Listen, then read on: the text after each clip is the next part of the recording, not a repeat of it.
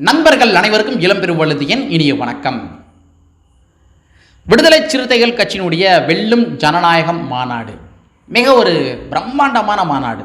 இந்திய நாட்டினுடைய அரசியல் வரலாற்றிலேயே எந்த ஒரு அரசியல் கட்சி தலைவர்களுமே இந்த மாதிரி ஒரு பிரம்மாண்டமான மாநாடை நடத்தி காட்டியிருக்கவே மாட்டாங்க. நீங்கள் நம்பலைன்னா கூட அதான் உண்மையான நிஜம். அந்த மாநாட்டுக்கு நானும் போயிருந்தேன். நிறையா தோழர்கள் நம்மளை சந்தித்து வாழ்த்துக்கள் எல்லாமே பகிர்ந்துக்கிட்டாங்க. தோழர், உங்கள் யூடியூப் சேனலுடைய ரெகுலர் வியூவர், நான் உங்கள் யூடியூப் சேனலுடைய சப்ஸ்கிரைபர், உள்ளபடியே உங்களுடைய வீடியோக்கள் எல்லாமே ரொம்ப அருமையாக இருக்குது, வாழ்த்துக்கள் அப்படின்ற மாதிரி வாழ்த்துக்கள் எல்லாமே பகிர்ந்துக்கிட்டாங்க. உள்ளபடியே யார் யாரெல்லாம் வாழ்த்துக்களை பகிர்ந்து கொண்டார்களோ உங்கள் அனைவருக்கும் என்னுடைய நெஞ்சம் நிறைந்த நன்றிகளை தெரிவித்துக் கொள்கின்றேன். சரி, மாநாடு நடைபெற்று முடிஞ்சிருச்சு.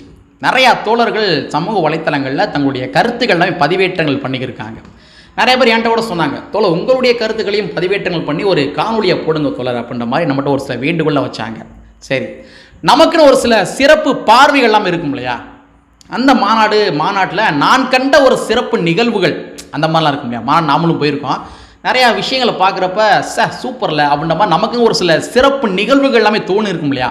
அந்த சிறப்பு நிகழ்வுகள் என்னென்ன அப்படின்றத இந்த காணொலியில் நம்ம பார்க்க போகிறோம். உங்களுக்கும் ஏதாவது சிறப்பு நிகழ்வுகள் இருந்துச்சு அப்படின்னா நீங்களும் கமெண்ட் பாக்ஸில் கமெண்ட் பண்ணுங்கள். ஓகே, காலையில் ஒரு 9 மணி, அதாவது நம்ம மாநாடு தேதி ஜனவரி 26 காலையில் ஒரு 9 மணிக்கு மதுரையிலேருந்து திருச்சி நோக்கி அப்படியே நம்ம கிளம்பிட்டோம்.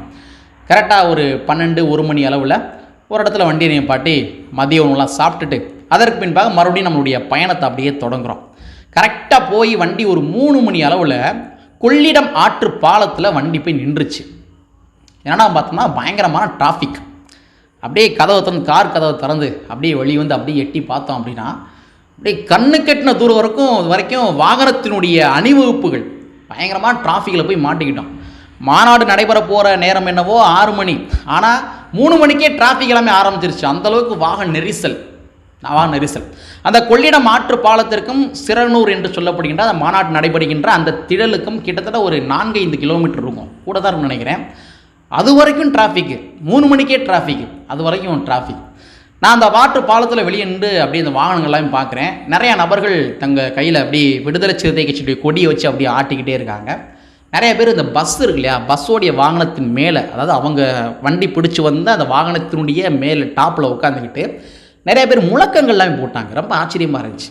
அதாவது புரட்சியாளர் அம்பேத்கர் வாழ்க, அயோத்திதாச பண்டிதர் வாழ்க, ரெட்டைமலை சீனிவாசன் வாழ்க, அதே மாதிரி தந்தை பெரியார் வாழ்க அப்படின்ற மாதிரி முழக்கங்கள்லாம் போட்டுக்கிருக்காங்க.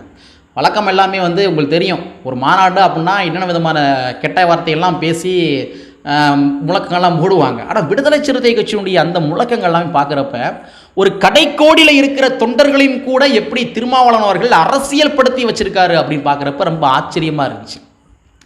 அதே மாதிரி நாங்கள் நின்றுக்கிட்டு இருந்த அந்த பாலம் இருக்கு இல்லையா, அது வந்து கொள்ளிடம் ஆற்று பாலம். அந்த பாலத்தில் நிற்கிறப்பே எனக்கு ஒரு சில சிந்தனை எல்லாமே தோணுச்சு. அது என்ன சிந்தனை அப்படின்னா, அது திருச்சியில் ஒரு 2 ஆறுகள் இருக்குது.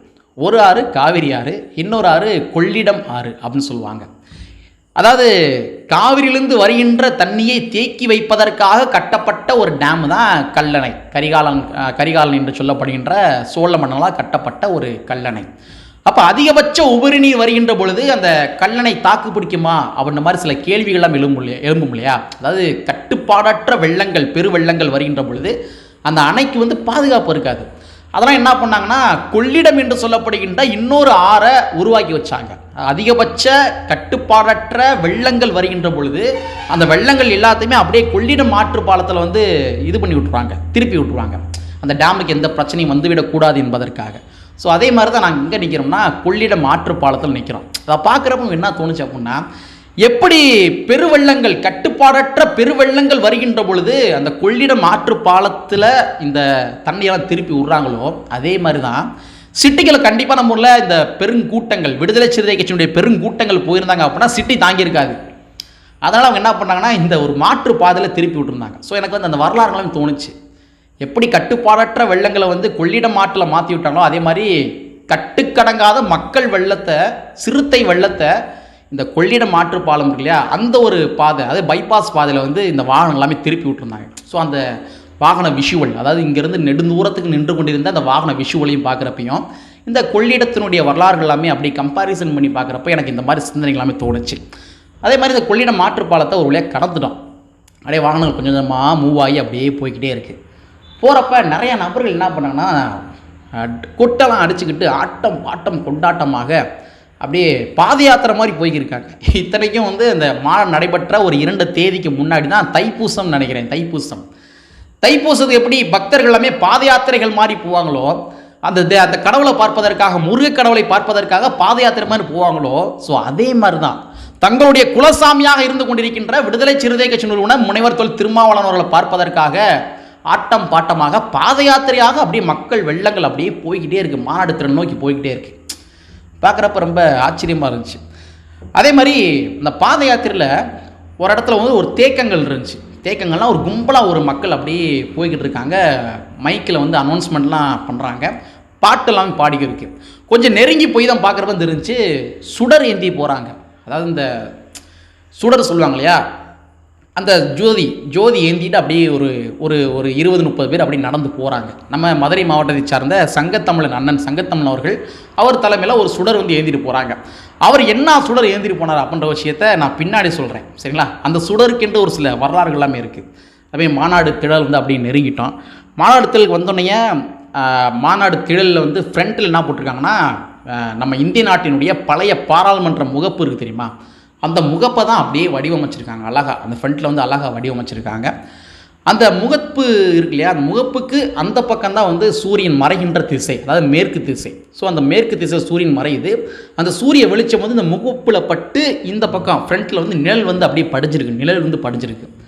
அந்த நிழலில் நிறையா ஃபேமிலி மெம்பர்ஸ் என்ன பண்ணியிருக்காங்கன்னா, போர்வைகளாக விரித்து அப்படியே உட்காந்து விடுதலை சிறுத்தை கட்சி நிறுவனர் முனைவர் தொல் திருமாவளவன் அவர்களுடைய வரவுக்காக அப்படியே காத்துக்கிருக்காங்க. எப்படி திருவிழா கூட்டத்துக்கு வந்தவங்க எப்படி போர்வைகளாக விரித்து அப்படியே உட்காந்துருப்பாங்களோ, அந்த மாதிரி திருமாவளவனுடைய வருகைக்காக அந்த குடும்பமாக அந்த நல்ல போர்வையை விரித்து அப்படியே உட்காந்து அப்படியே பேசிக்கிருக்காங்க.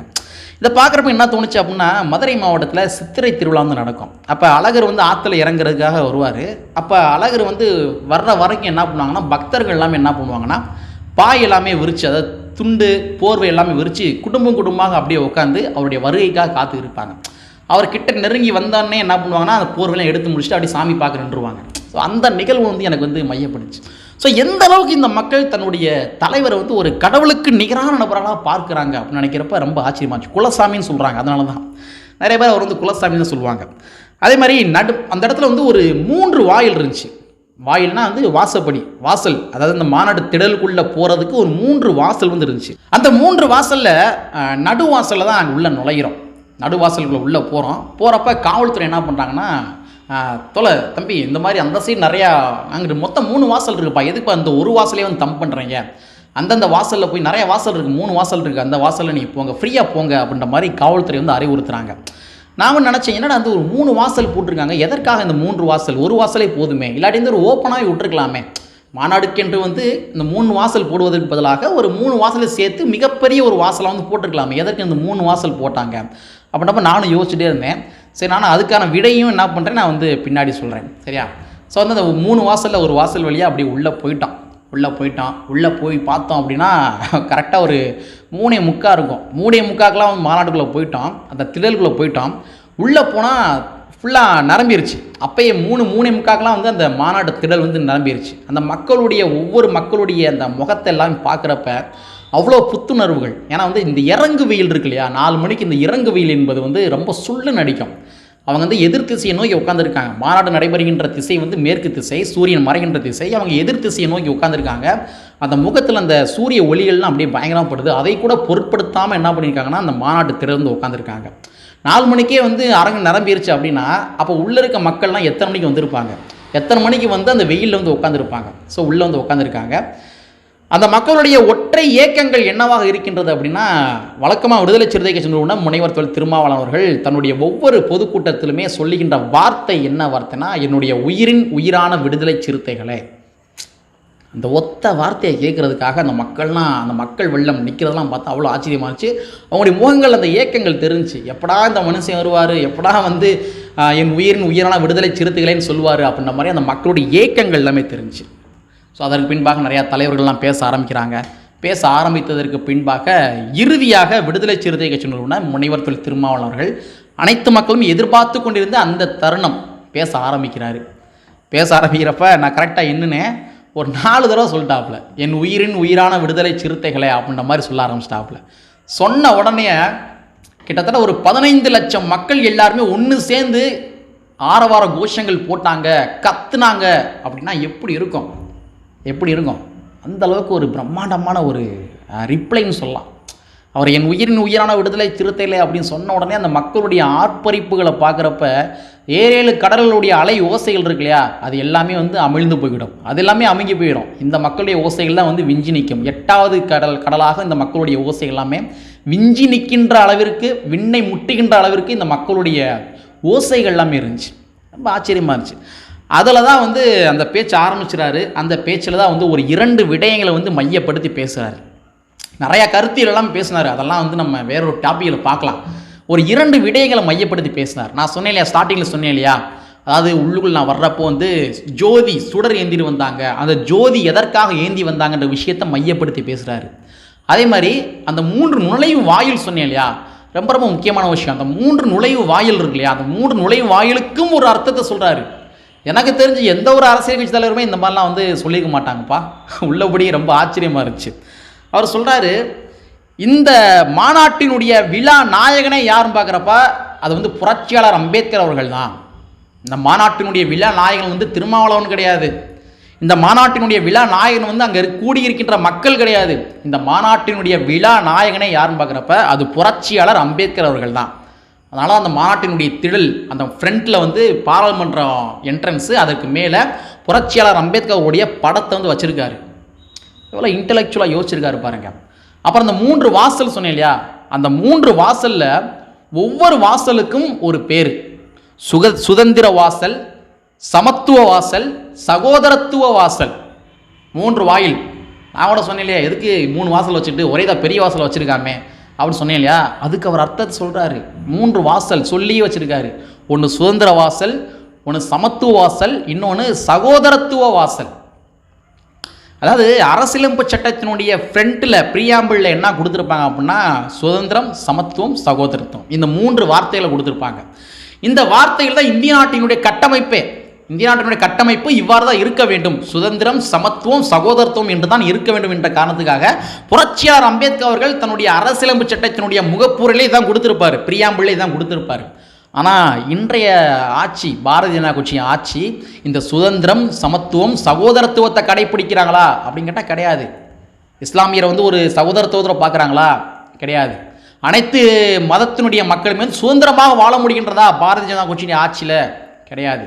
சகோதரத்துவம் இருக்கா? இல்லை. சமத்துவம் இருக்கா? இல்லை. ஸோ அதனை வந்து மெய்ப்பிக்கும் விதமாக, அதை வந்து வலியுறுத்தும் விதமாக, அரசியலமைப்பு சட்டத்தை பாதுகாக்கும் விதமாக அந்த மாநாட்டினுடைய முகப்பு வாயிலில் சுதந்திர வாசல், சமத்துவ வாசல், சகோதரத்துவ வாசல் அப்படின்ற மாதிரி வாசல் வச்சுருக்காரு. எவ்வளோ பெரிய ஒரு இன்டலெக்சுவல்ன்றது பாருங்கள். எனக்கு அப்போ தான் தோணுச்சு, ஓ இந்த மனுஷன் எதுக்கு தான் 3 வாசல் வச்சுருக்காரா அப்படின்ட்டு. அப்போ காவல்துறை அதிகாரிகளும் சொன்னாங்கன்னு சொன்னேன் இல்லையா, அதாவது எதுக்குப்பா ஒரே வாசலில் வரீங்க, 3 வாசல் இருக்குல்ல போங்க அப்படின்ட்டு. அந்த காவல்துறை அதிகாரிகளுமே கூட இன்றைய தினத்தில் பாடங்கள் கற்றுருப்பாங்க. ஓ இதுக்கு தான் இந்த 3 வாசல் வச்சுருக்காரா அப்படின்ற மாதிரி கற்றுருப்பாங்க. அதே மாதிரி இன்னொரு விஷயம், இந்த ஜோதி ஏந்திட்டு வந்தாங்கன்னு சொன்னேன் இல்லையா, மதுரையிலேருந்து சங்கத்தமிழ் அவர்கள் ஒரு சுடரை வந்து ஏந்திட்டு வராரு. மதுரை மாவட்டத்தினுடைய மேலவளவு பகுதியிலேருந்து ஒரு சுதந்திர சுடரை ஏந்திட்டு போய் தலைவர் கையில் கொடுக்குறாரு, திருமாவளவனுடைய கையில் கொடுக்குறாரு. அதே மாதிரி ரஜினிகாந்த் என்று சொல்லப்படுகின்ற விடுதலை சிறுத்தை கட்சியினுடைய பொதுச் செயலாளர் அவர் ஒரு சுடரை ஏந்திட்டு அப்படியே வராரு. அதே மாதிரி பார்வேந்தன் என்று சொல்லப்படுகின்ற ஒரு நபர் வந்து அவர் ஒரு சுடர் வந்து எழுதிட்டு வராங்க. ஸோ 3 திசைகள்லையுமே வந்து என்ன பண்ணுறாங்கன்னா ஒவ்வொரு சுடர்களை வந்து 2 நாட்களுக்கு முன்னாடியே ஏந்த ஆரம்பிச்சிட்டாங்க. 2 நாட்களுக்கு முன்னாடியே மாநாடு என்னைக்கு நடைபெறுகின்றதோ ஜனவரி 26, இவங்க 24ஆம் தேதியே சுடரை வந்து ஏந்தி 3 திசைகள்லேருந்து அப்படியே பாத யாத்திரையே வராங்க. சுடர் ஜோதி ஏந்திட்டு ஓடி வந்திருக்காங்க. ஓடி வந்து திருமாவளவனுடைய கையில் கொடுத்து அந்த 3 சுடர்கள் எல்லாத்தையுமே ஒன்று சேர்த்து அந்த 3 சுடர்களுமே வந்து ஜனநாயக சுடராக பற்ற வைக்கிறாங்க. அதாவது ஒவ்வொரு சுடர்களுக்குமே ஒரு பேர் வச்சுருக்காங்க. சுதந்திர சுடர், சமத்துவ சுடர், சகோதரத்துவ சுடர். இந்த 3 சுடர்கள் எல்லாத்தையுமே ஒன்று சேர்த்து இது வந்து ஜனநாயக சுடர் அப்படின்ற மாதிரி கையில் ஏந்தினாங்க. இந்திய நாட்டில் எந்த ஒரு அரசியல் கட்சி தலைவருமே இந்த மாதிரிலாம் வந்து ஒரு யுக்திகள், இந்த மாதிரி ஒரு திட்டங்கள்லாம் வகுக்க மாட்டார். இந்த மாதிரி செயல் திட்டங்கள் எதுவுமே வகுக்க மாட்டாப்புல. 3 சுடர்களை கொண்டு வந்து ஜனநாயக சுடர் அப்படின்ற மாதிரி சுடர் ஏந்த வைக்கிறாரு. அது இந்திய நாட்டில் இருக்கிற அனைத்து அரசியல் கட்சி தலைவர்களுமே கூட்டணி கட்சி தலைவர் எல்லாத்தையுமே கையில் ஏந்த வைக்கிறாரு, ஜனநாயக சுடரை ஏந்த வைக்கிறாரு அப்படின்னா எவ்வளோ பெரிய ஒரு இன்டலெக்சுவல் மனுஷன் அந்த மனுஷன் அப்படின்ற மாதிரி தான் எனக்கு எண்ணங்கள் என்ன தோணுச்சு. ஸோ இந்த மாதிரி தான் அந்த திருமாவளவர்கள் பேசிய பேச்சு எல்லாமே ஒரு இன்டலெக்சுவல் ஸ்பீச்சாக வந்து இருந்துச்சு. அதற்கு பின்பாக நள்ளிரவு ஒரு 11:30 மணிக்கு தான் திருமாவளவர்களே பேச ஆரம்பித்தார். அதற்கு இடைப்பட்ட நேரங்களில் அனைத்து மக்களுக்கும் பசிக்கும் இல்லையா, ஏன்னா 3 மணிக்கே மாநாடு ஸ்டார்ட் ஆயிடுச்சு, 4-5 மணிக்கு மாநாடு ஸ்டார்ட் ஆயிடுச்சு. எல்லா மக்களும் நைட்டு சாப்பாடு சாப்பிடணும் இல்லையா. அதனால் அந்த திடலுக்கு வெளியில் மாநாடு நடைபெற்று கொண்டிருந்த நேரத்தில் திடலுக்கு வெளியில் பெரிய பெரிய வேறு கட்சி தலைவர்கள் பேசுகிறப்ப திடலுக்கு வெளியில் அப்படி வந்து பார்த்தப்ப அங்கே வந்து உணவு பரிமாற்றங்கள் நடந்துக்கிட்டு இருந்துச்சு.